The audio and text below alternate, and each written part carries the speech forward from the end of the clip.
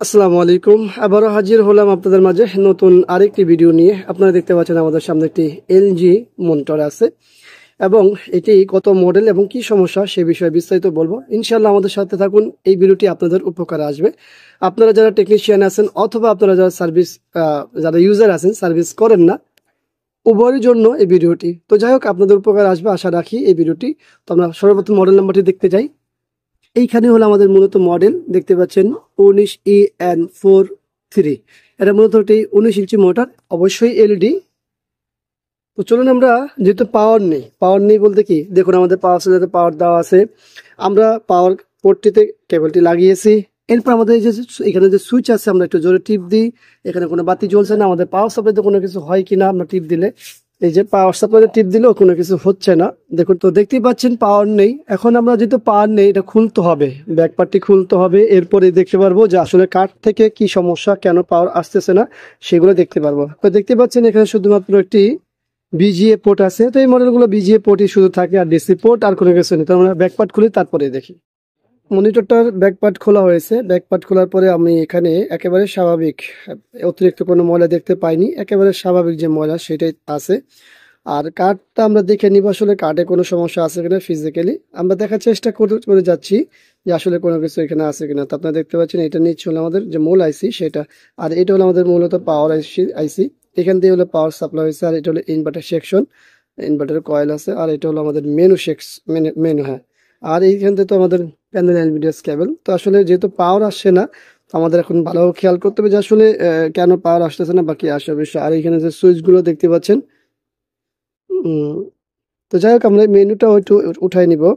মেনুকে উঠানো লাগবে, খুলে নিই দেখি মেনুতেও কোনো কিছু। অনেক সময় মেনু কিন্তু শর্ট হয়। আপনারা আসলে অনেকেই হয়তো কথা শুনে হাসবেন যে মেনু আবার কিভাবে শর্ট হয়। হয় আবার বললেন যে মেনু শর্ট হয়, আবার এই অনেক ক্ষেত্রে সুইচগুলো শর্ট হয়। তো যাই হোক, আমরা এখানে তো কোনো কিছু দেখতে পাইনি। এখন আমাদের কাজ হলো কি জানেন, পাওয়ার দিয়ে তারপরে মাপা। যেহেতু ফিজিক্যালি কোনো কিছু খারাপ দেখা যাচ্ছে না, পাওয়ার ইন হচ্ছে কিনা বা আমাদের সুইচিং ভোল্টেজ আসতেছে কিনা, এগুলো সব দেখার দরকার। তো সঙ্গে থাকুন, ফুল ভিডিওটি দেখুন। আমরা মিটার নিয়ে নিছি, এখন আমরা গ্রাউন্ড দিব, পাশাপাশি ভোল্টেজ ইন করব। তো আমরা ভোল্টেজটা ইন করে নিই।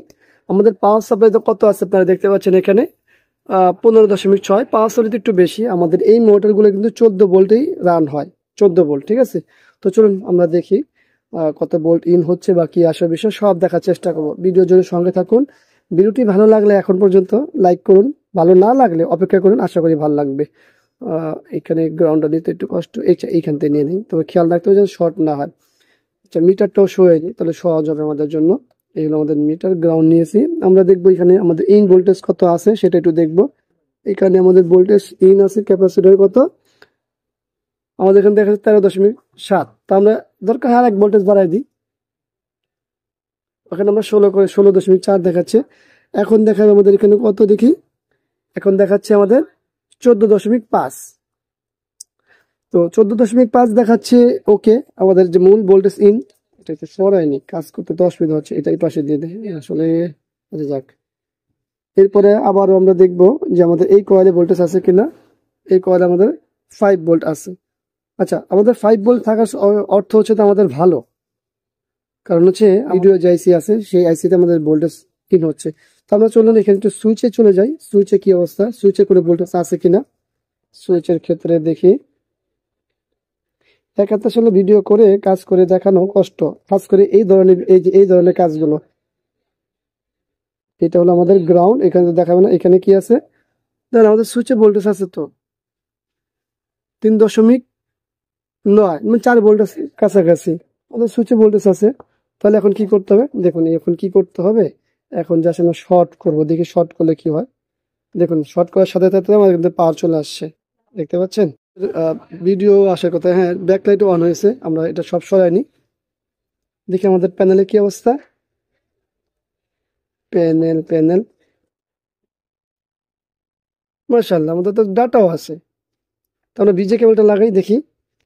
এখনই চলে যান না, যারা ভিডিও দেখতেছেন এখনই চলে যান না, একটু অপেক্ষা করুন, অনেক কিছুই বাকি আছে এখনো। বাকি বলতে কি, অনেক কিছু জানা এবং বোঝা। হ্যাঁ, প্যানেল ভালো আছে, প্যানেলও ভালো। প্যানেল 100% ওকে আছে, আমাদের ডাটার কোনো সমস্যা নেই, সবকিছু ঠিক আছে। তো আমরা প্যানেলে তো কি বলে, আমরা তো কার্ডে দেখতে পেলাম সমস্যা কি। আসলে কার্ডে কোনো সমস্যা ছিল না। ওই যে শুরুতে বলছিলাম না যে সুইচও অনেক সময় খারাপ হয়, অনেক বলছিলাম যদিও শর্ট, কিন্তু শর্ট হয় না, খারাপ হয়েছে। আবার অনেক সময় আমাদের এই যে এই টাচ বা মানে এই বোর্ডটিও শর্ট হয়ে থাকে। তো এগুলো অনেক সময়, সব সময় না। তো এই ধরনের সমস্যা হলে আসলে কিভাবে কি সমাধান করবেন সেটা দেখানোর চেষ্টা করেছি। আশা করবো আপনাদের কাছে, যাদের কাছে সুইচ আছে, সুইচ পাল্টে দিবেন। আশা করবো না সুইচ পাল্টানো লাগবে, নাহলে কিন্তু কাজ হবে না। কারণ কতবার আপনি ডাইরেক্ট অফ করবেন, অন করবেন, এটা তো সম্ভব না। অবশ্যই সুইচ পাল্টে নিতে হবে। সুইচ পাল্টে নিলে আমাদের সম্পূর্ণ কাজ হয়ে যাবে। আশা করি ভিডিওটি আপনাদের ভালো লাগবে। ভিডিওটি ভালো লাগলে লাইক, কমেন্ট, শেয়ার অবশ্যই অবশ্যই আমাদের এই চ্যানেলটি সাবস্ক্রাইব করবেন, পাশে থাকা বেল বাটন চাপ দিয়ে রাখবেন।